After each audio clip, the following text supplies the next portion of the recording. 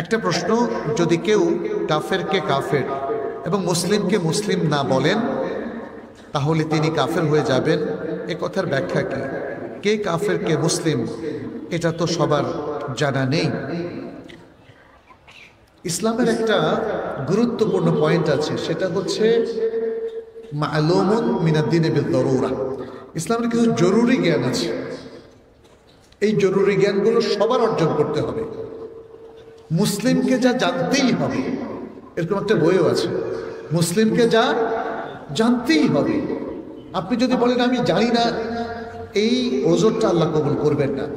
আপনি যদি আল্লাহকে বলেন আল্লাহ তুমি যে কে এটা তো আমি জানতাম না দুনিয়ায়, এই প্রশ্নটা কি আল্লাহ, এই উত্তরটা কি আল্লাহ নেবেন? আপনাকে যদি কবরে তো প্রথম প্রশ্ন করা হবে মান রব্বুকা। আপনি যদি বলেন না আমি জানি না, তো ঠিক আছে তুমি জানো না, ওকে, এটা বলা হবে নাকি? যদি বলা হয় মা দীনুকা, আপনি বললেন তাও জানি না, এটা গ্রহণযোগ্য হবে? তারপরে জিজ্ঞেস করা হবে মান নাবিয়ুকা, তোমার নবী কে?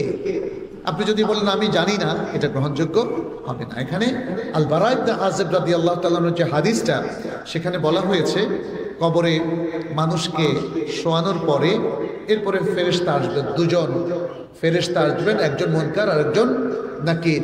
ব্যক্তিকে বসিয়ে তাকে তিনটা প্রশ্ন করা হবে, মান রব্বুকা ওয়া মা দীনুকা ওয়া মান নাবিয়ুকা। যিনি মুমিন তিনি বলবেন রব্বি আল্লাহ দীনি আল ইসলাম ও নবী মুহাম্মাদুন সাল্লাল্লাহু আলাইহি ওয়াসাল্লাম। তখন তার কবরকে জান্নাতের সাথে কানেক্ট করে দেওয়া হবে। সুবহানাল্লাহ। আর যে ব্যক্তি দিন মেনে চলতো না, সে বলবে হা হা লা আদ্রি। মান রব্বুকা, হা হা লা আদ্রি, হায় হায় আমি তো জানি না। মা দীনুকা, হায় হায় আমি তো জানি না, হা হা লা আদ্রি। ওমান নাবিয়ুকা, হা হা লা আদ্রি। একই এরকম সে বলবে। সে দুনিয়াতে যতই মুখস্থ করুক সেখানে সে মনে রাখতে পারবে না।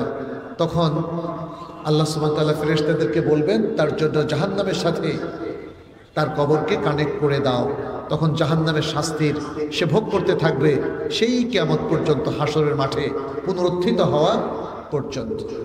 তাহলে বোঝা গেল যে ইসলামের কিছু জরুরি জ্ঞান আছে, ওই জ্ঞানটুকু আপনাকে অর্জন করতেই হবে। কোরআন আল্লাহর কিতাব, এটাও জানতে হবে।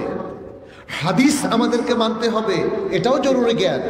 আর জরুরি জ্ঞানের মধ্যে আছে কোরআন হাদিস বিরোধী নিয়ম কানুনগুলো কি, কোন কাজ করলে ঈমান ধ্বংস হয়ে যায়, কোন কাজ করলে ইসলাম ধ্বংস হয়ে যায়, কোন কাজ করলে চির জাহান্নামে হয়ে পড়বে, সেগুলো বর্জন করার জন্য এটাও জরুরি জ্ঞান। এই জন্য এই কথাটা বলা হয়েছে। কোনটা কুফরি এটা আপনাকে আমাকে জানতে হবে, কোনটা শিরক পৌত্তলিকতা এটা আমাকে আপনাকে জানতে হবে। জানার পরে আপনি যদি বলেন পূজা মণ্ডপে যে পূজা হয় এটা ঠিক আছে ইসলামের দৃষ্টিতে, তাহলে কি ইসলাম থাকবে? থাকবে না। যে সমস্ত পৌত্তলিকতা শিরকি কর্মকাণ্ড হয়, যদি আপনি সেগুলোকে জাস্টিফাই করেন, বলেন যে এগুলো ঠিক আছে, আমাদের ইসলামও ঠিক আছে, ইসলাম থাকবে? এটাই বলা হয়েছে।